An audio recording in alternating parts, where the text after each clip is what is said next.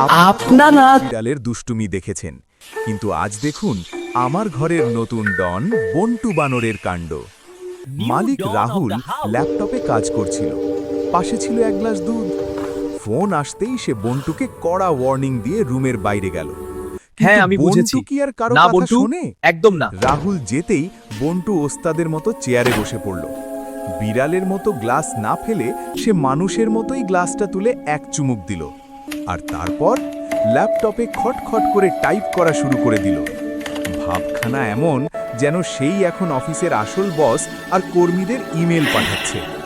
হঠাৎ রাহুল রুমে ঢুকে পড়ল, আর বন্টু, সে ভয় পাওয়া তো দূরের কথা, কি হয়েছে? উল্টো দাঁত আমি বের করে কিছুই করিনি। হাসল এবং পাশের সোফায় বসে থাকা নিরীহ কুকুর টমির দিকে আঙুল তুলে দিল।